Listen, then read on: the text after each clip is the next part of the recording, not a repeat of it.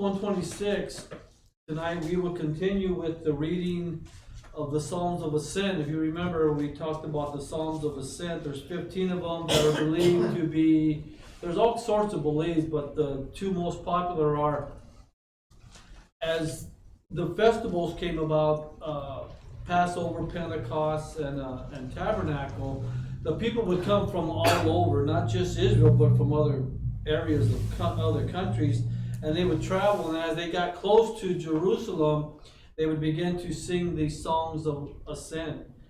Another belief is that the religious leaders, the priests, as they walked up the steps, there were 15 steps, and at each one they would stop and sing one of these songs on their way up. And there's many more. There's all kinds of beliefs about this whole thing, but what we know is that as the people drew near to Jerusalem, they would sing and they would worship the Lord. And you know, to worship the Lord, you have to have a relationship with the Lord. You have to know who He is. You have to have heard His voice. I remember when I first got saved, it was very hard to sing worship, even though I liked the song, and you know, in my flesh it felt good and it sounded okay. But for a true spiritual experience, once you have that relationship with God, worship changes. Because it's no longer just being a spectator or someone who's just, you know, at a concert in the motion of it all or the flesh of it all, but it's actually a spiritual connection with the Lord. And so when you think of these men, if they're priests, you know, the priests coming together and singing, you are looking at something real here, because it was their life. So in Psalms 126, my title says, "A joyful return to Zion, to Jerusalem, a song of ascent." And we read here, when the Lord brought back the captivity of Zion, we were like those who dream. Then our mouth was filled with laughter and our tongue with singing. Then they said among the nations, "The Lord has done great things for them. The Lord has done great things for us, and we are glad. Bring back, O captivity, O Lord, as the streams in the south. Those who sow in tears shall reap in joy. He who continually goes forth weeping, bearing seed for sowing, shall doubtless come again with rejoicing, bringing his sheaves with him." So in this psalm, of course, they are speaking about the captivity. Some believe Babylon. I mean, Israel had many captivities, but no one knows for sure which captivity. But when the Lord brought back the captivity of Zion, those who were taken away or in bondage somewhere at some place, let's just say Babylon for now, you could see how they had been taken away. Why? Because of their disobedience. They would not follow the law of the Lord. They would not let the land rest. In other instances, every time the Lord deals with His people, it's because they don't follow His instruction. And it's no different with us. We have to obey the word of the Lord in our lives. And God is merciful. You know, when you think about how long He takes to chastise His people, it takes a while for Him. He doesn't just do it because it happened right here. You know, when our kids does something right away, we're going to discipline them. We're not going to waste any time. God waits years, decades to do what He has to do. But that's the way He works. And so when they were sinning and not obeying, then they were taken away into captivity. But here it says, when the Lord brought back the captivity to Jerusalem, we were like those who dreamed. You know, it was like a dream to them. It was unreal. It was unbelievable. They couldn't almost like comprehend it. It says, then our mouth was filled with laughter and our tongue with singing. Again, they're happy to be back, and they begin to rejoice over coming back to Jerusalem. But I need to say this before we go further, because it doesn't really say it here. When the captivities come back from Jerusalem to Jerusalem, it's never the same. It's been destroyed somewhat. In the Babylonian captivity, Israel did not look like Israel. The crops were gone, the trees were gone, all the greenery was gone for the most part. And so they came back laughing and singing, but at the same time, because they were home, But at the same time, they came back to ruins that they would have to rebuild themselves later, and they did many times. So they were rejoicing because they were back. And then they said among the nations, the Lord has done great things for us. I asked myself that, what has the Lord done for me lately? I know what he does in my past. I could share a testimony, and I can go back 35 years, the days of the hoo-hoo, when everything was new with the Lord, and, the forgiveness was new, and all that stuff. But what has he done lately? What's new in our lives? The Lord has done great things for them. The Lord has done great things for us, and we are glad. And we should all be glad because the Lord is working in our lives, whether it's giving you breath every day, or if you have children to raise and grandchildren to love. There are things that we can be grateful for. But, of course, the enemy wants us to be downers. He wants us to look at the negative things and the things that really don't matter in the grand scheme of things. But he does want us to be downcast. He desires to break us and cause us to be hopeless. But really, we ought to be rejoicing every day for all the things we have and the things we are given by the Lord. Later on, he talks about children, and I love it because I learned so much this last 2 weeks doing these songs. I was like, wow, Lord, those are some really good reminders, and we'll get there in a minute. It says, bring back our captivity, or another translation would be, turn us back from our captivity. I like that. We're going the wrong way. Things are happening. We feel like we're in bondage. And he says, turn back our captivity, O Lord, as the streams of the south. Now, the streams is the word wadi. In Israel, there are these wadis, these channels or ravines. And during the summer months, they're very dry, but they're there. In fact, I have 6 rocks. I got 6 rocks. From there was sort of a wadi right there by where David picked up the stone to hit Goliath with, and it's all dry. All you see is rocks. It's empty. But man, when the rains come, those things will fill up quick, so fast people aren't even aware of it, and that water will come rushing down and just take people. I read some stuff of people actually dying because the water was so powerful. When I was reading these things about the wadis, it reminded me when we went to Juarez. One time we were in the van, and Juarez is ugly, but it's got its own beauty. But we were driving the van, and the rains just came out of nowhere, and all of a sudden there was this street that came down. You just saw this water rushing this way, and we're all like, whoa, man, it was weird. It was kind of scary at the same time. But that's what it made me think of. So these wadis, these ravines, when they get rainy, and when he says, bring back our captivity, O Lord, as the streams in the south. In other words, quickly.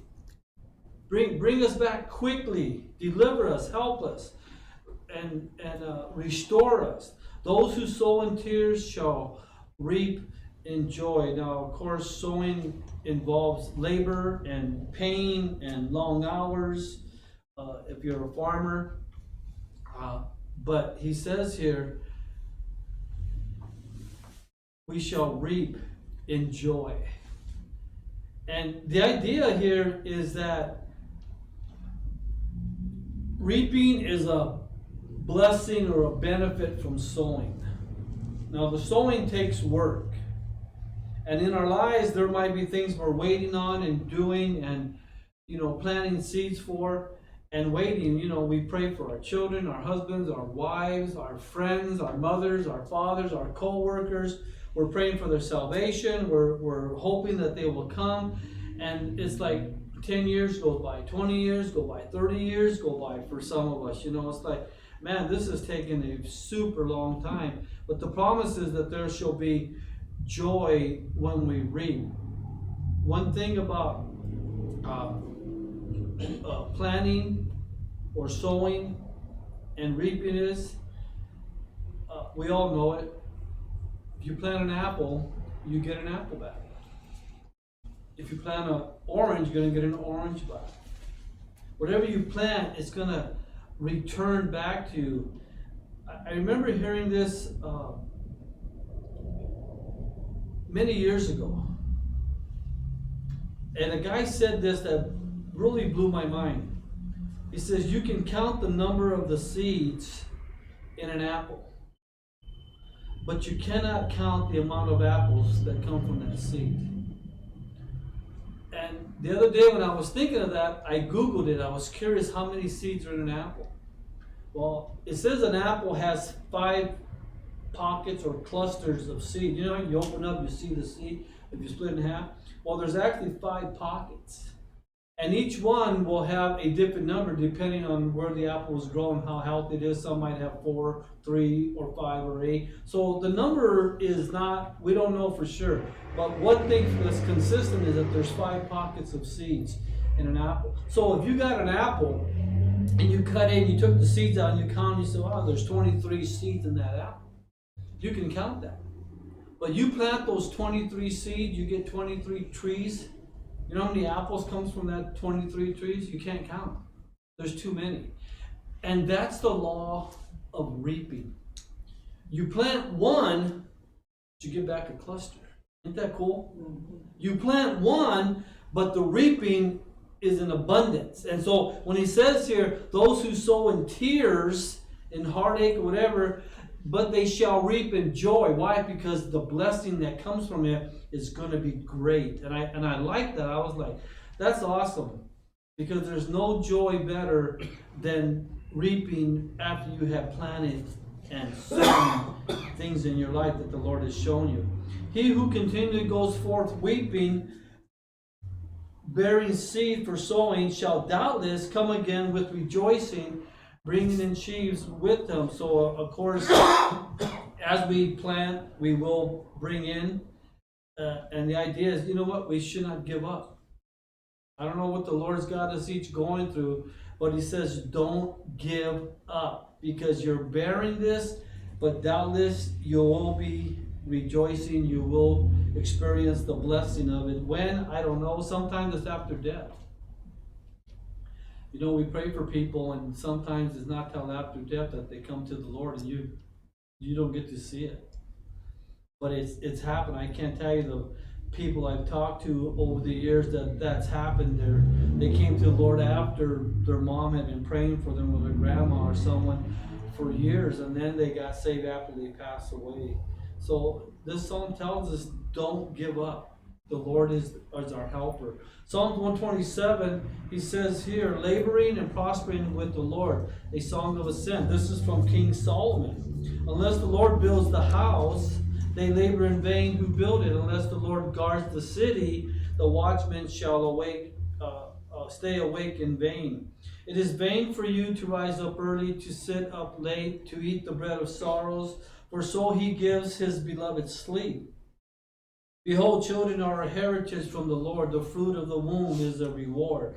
Like arrows in the hands of a warrior, so are the children of one's youth. Happy is the man who has his quiver full of them. They shall not be ashamed, but shall speak with their enemies in the gate. This psalm is where we get the children come in this psalm, in the heritage of it. So first he says, unless the Lord builds the house, that's the personal life, they labor in vain who built it.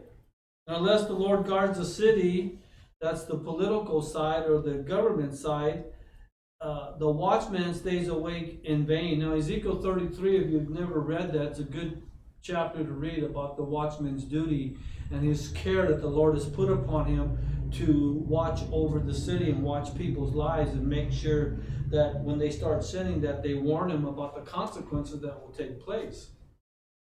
And so the interesting part here, it says, you know what? You can build your house, but if you don't build it with the Lord's in it, it's all vain.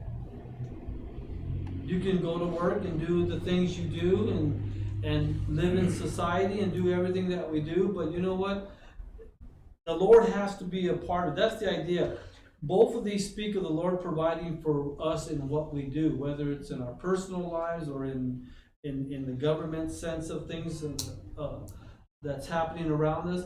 We need the Lord to be a part of it. That's all he's saying. The Lord needs to be a part of whatever you're doing, whether it's building your house or in the government that's out there, in our cities, watching over the cities, being a part of a community. The Lord has to be a part of that. It is vain for you to rise up early, to sit up late, to eat the bread of sorrow, for so he gives his beloved sleep. Many interpretations on this. Some, I think, they lean kind of out of what the actual verse says, but he says it's vain to rise up early, to sit up late, to eat the bread of sorrow. In other words, it's not right to worry. And that is easy to do when things aren't going the way we want them to go. And he says it's not right to worry. It's not right to stay up late, to rise up early because you can't. He says, no, he gives his beloved sleep. God gives us sleep for that very purpose, so we don't have to worry. But how do you do that? You got to trust God. You got to ask God to help you sleep. Behold, children are a heritage. The word heritage means an inheritance from the Lord. The fruit of the womb is a reward. I want you to remember that. The fruit of the womb is a reward. Okay, a reward, it means a wage or like a benefit. Children that are given to us are a blessing. We've heard that before. But here he says it's an inheritance. Whose inheritance? God's inheritance. It's something God gives to a parent to raise a child. He said this is your wage, this is your benefit, this is your blessing. And remember, children are a heritage from the Lord. From the Lord. In other words, children are his first. They're not ours. They belong to him.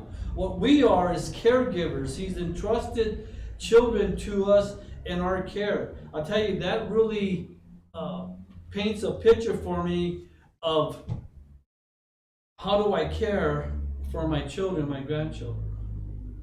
Have I been too strict?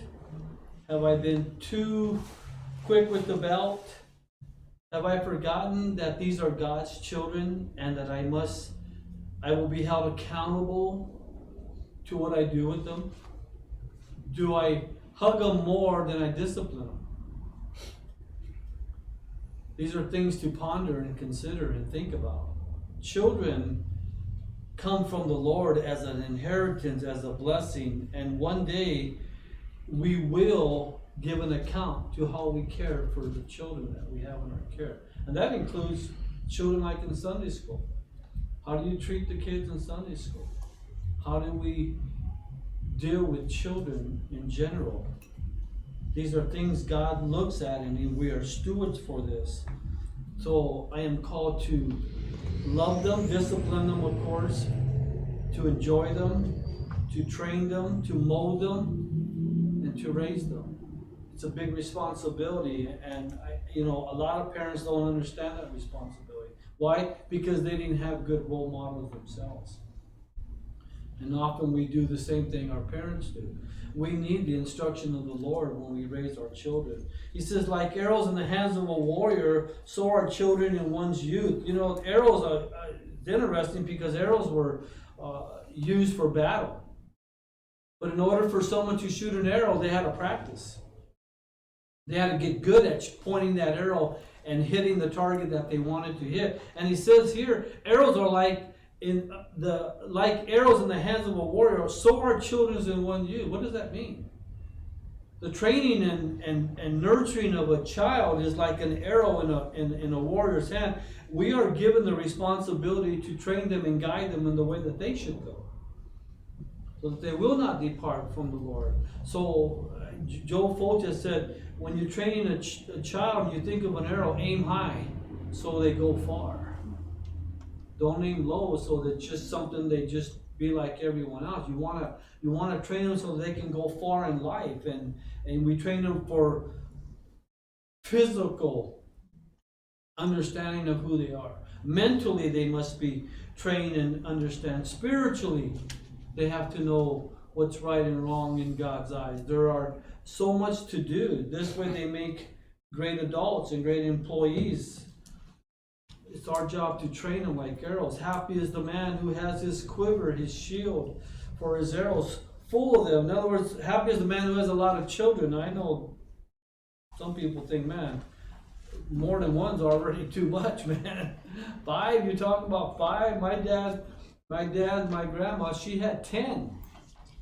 A lot of kids. I remember my mom would have, 5 of us, and she wasn't even 24 or 25 yet. 5 kids. It's like, man, walking around. Sometimes I see young girls with 5 kids. As soon as I see them, I think of my mom. And I think, oh my gosh, how did she do that? I remember her telling us one time. She said, there were times you kids drove me so crazy. I wanted to take you out, whoever's in the crib, out of the crib and jump in the crib and you watch me. That's what she said. I remember she just wanted to be alone, left alone because of the madness that kids do to us. And so, but happy is the man who has a lot of children. That's what he says here. And so children are inheritance from the Lord is what I wrote for myself in this chapter. Chapter 128, blessings of those who fear the Lord. Another song of ascent. Blessed is everyone who fears the Lord, who walks in his ways. When you eat the labor of your hands, you shall be happy, and it shall be well with you.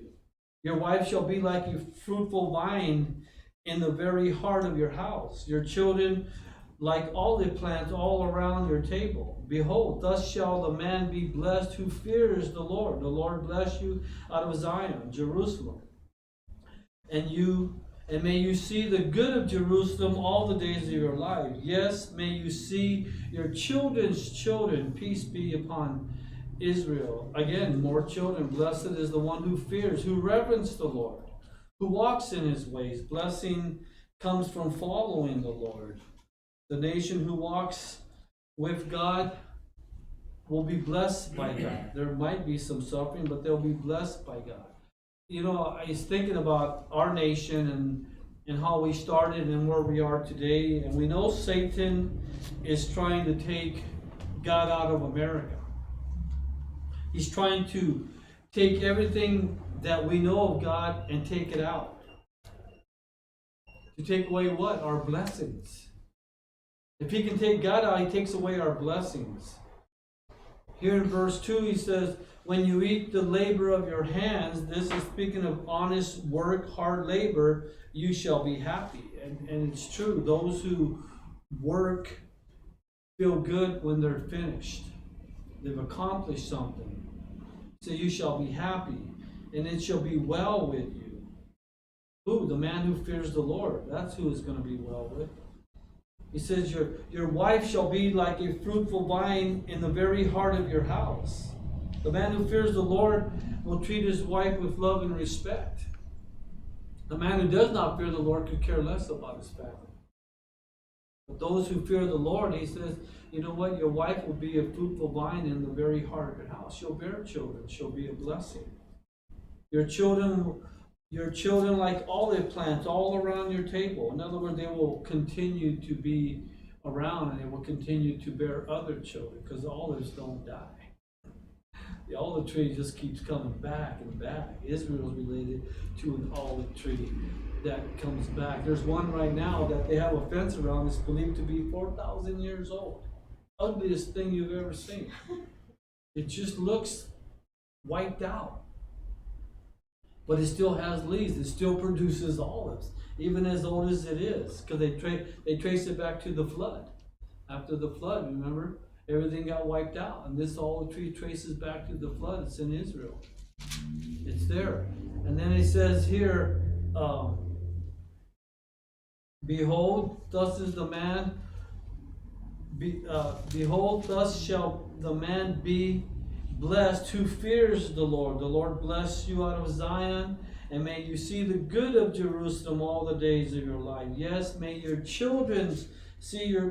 your children's children. In other words, may you live long enough to see your grandchildren and even your great-grandchildren. Some people are blessed enough to see great-great-grandchildren, not just grandchildren, but great-great-grandchildren. To live that long, to be able to see, normally it's 4 generations, sometimes 5.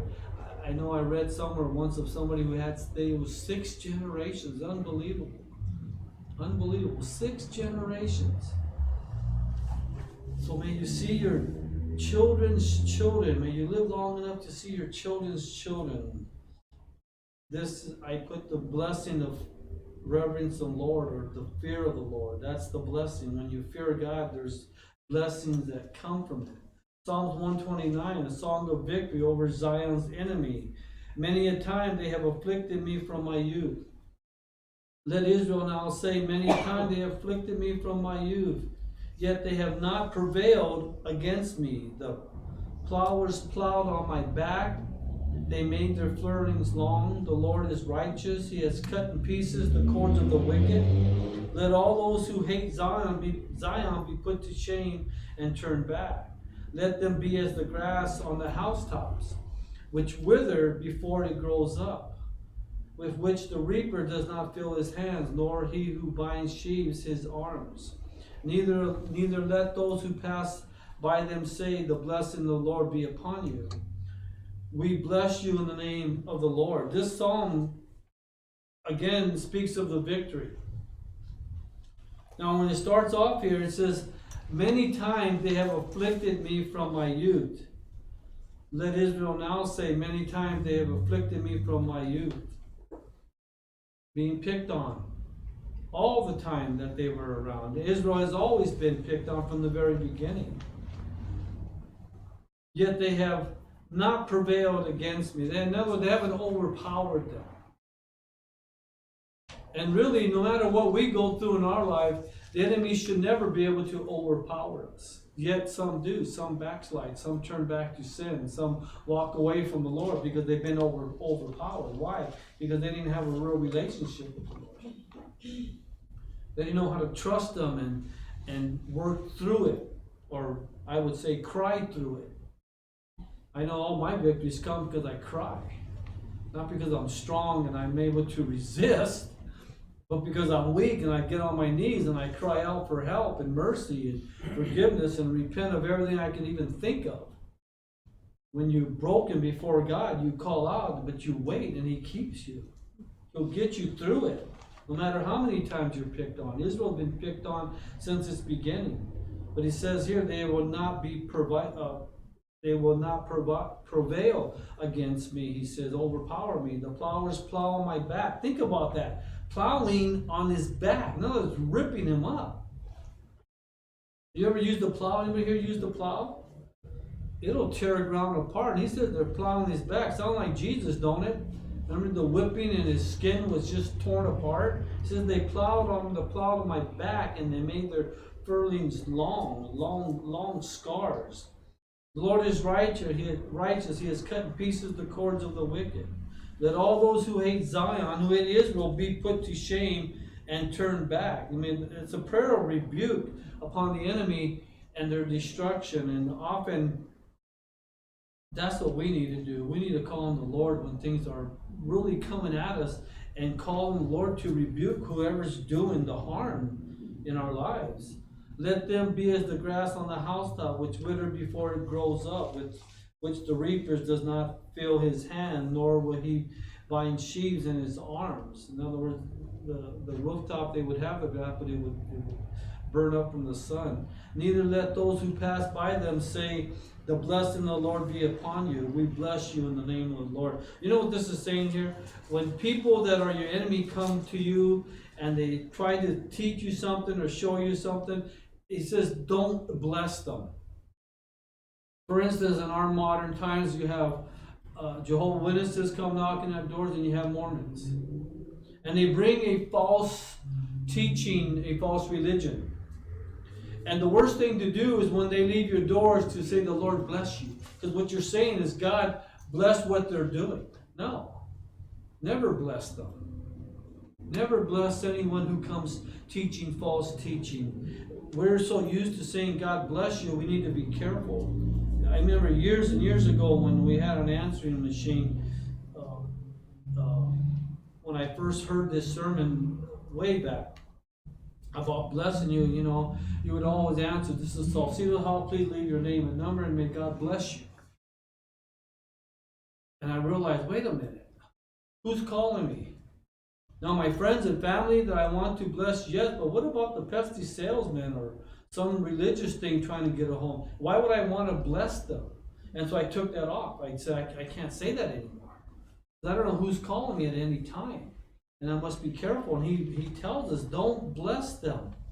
Don't bless your enemies. Don't ask God for them. This psalm speaks to us about our victory because of God. Psalms 130 is waiting for the redemption of the Lord. Out of the depths I have cried to you, O Lord. Lord, hear my voice. Let your ears be attentive to the voice of my supplications. If you, Lord, should mark iniquity, O Lord, who could stand? But there is forgiveness with you, that you may be feared. I wait for the Lord, my soul waits, and in his word do I hope. Who remembers that song? We sing that once in a while. It's been a while. Out of the depths I cried out to you.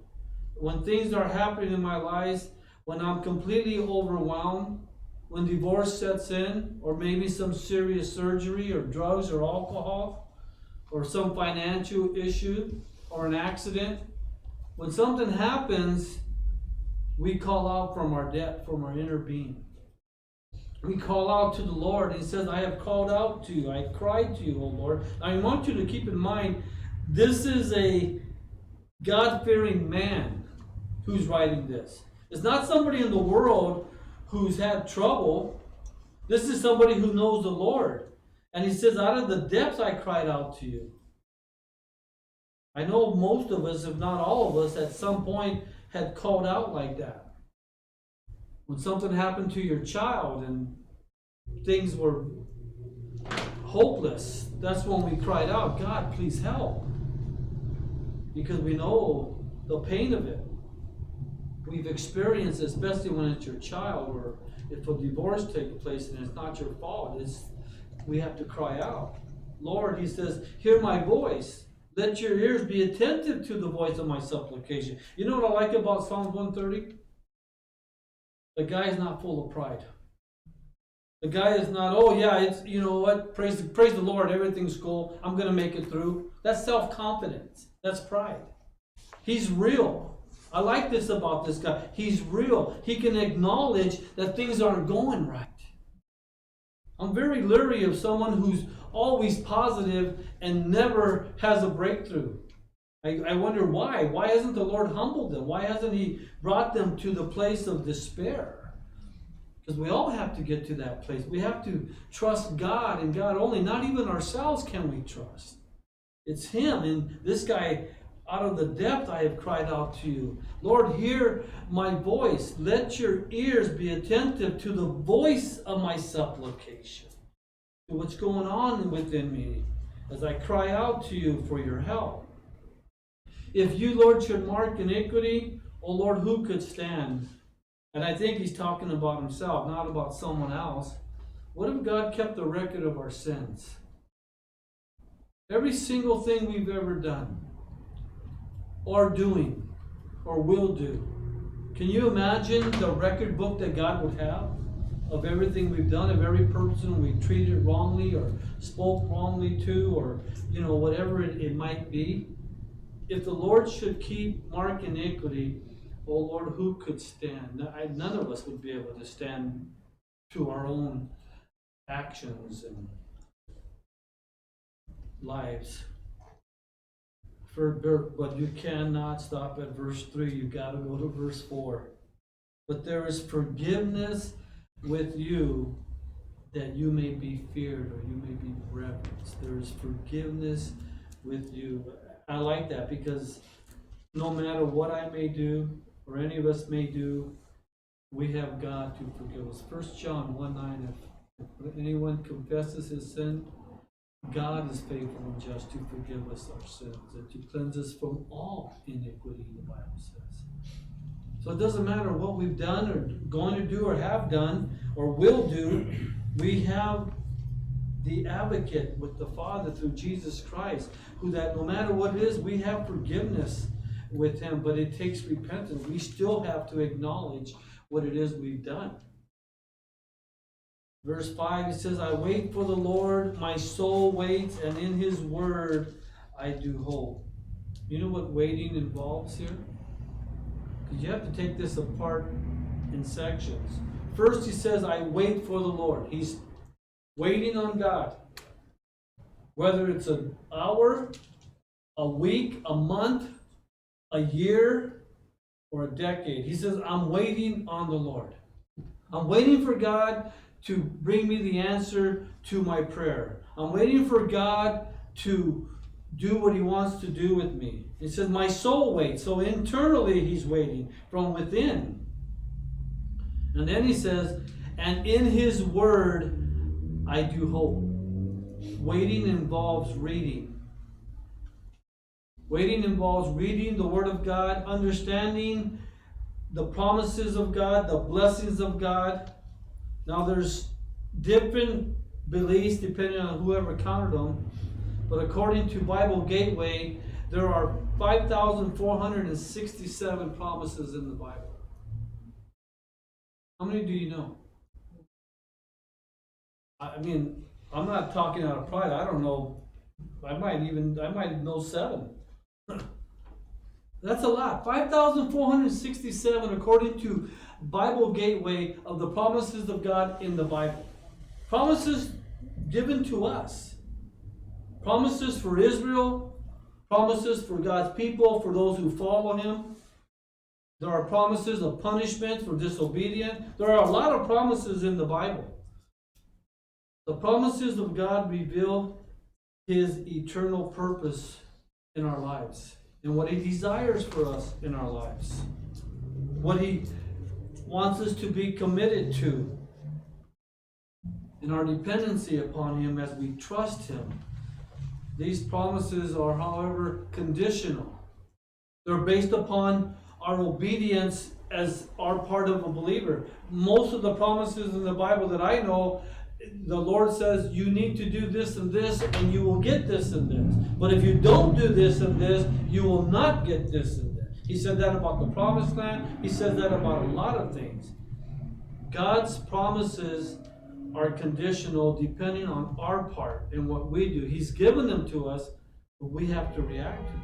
So when we wait as we read and understand his word. My soul waits for the Lord more than those who watch for the morning. Yes, more than those who watch for the morning. In other words, someone who's waiting to get up and go, and he anticipates the morning sun to come through. And he's saying, you know what, I'm waiting for God's answer. I'm waiting like the morning sun coming through. O Israel, hope in the Lord. For with the Lord there is mercy, and with him is abundant redemption. I like that. With the Lord there is mercy and abundant redemption. God does not run out of mercy and redemption for his people. And he shall redeem Israel from all his iniquities. Redeem Israel. Buy back Israel. Forgive Israel for all its iniquity. No matter what they've done, he says, I'm going to restore them. I believe the same is true of us. Jesus paid the price for us, and so he's going to redeem us.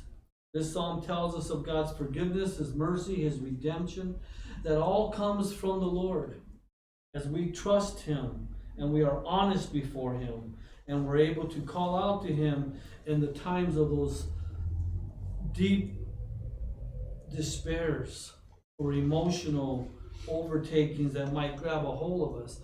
This guy, I like this chapter, I really do. I like his honesty. I like that he can just say it like it is and not pretend. Because we do that. How's it going? Everything's great. And it's not great. Things are going on and we want to pretend that everything's fine. Why? Because I'm a Christian, I don't have problems. Then you're not a Christian. Because a Christian has problems.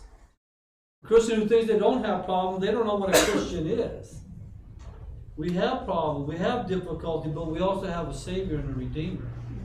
We have someone to go to and call out to and ask him to help us, and someone to forgive us and give us the mercy we need. We are so blessed to know the Lord.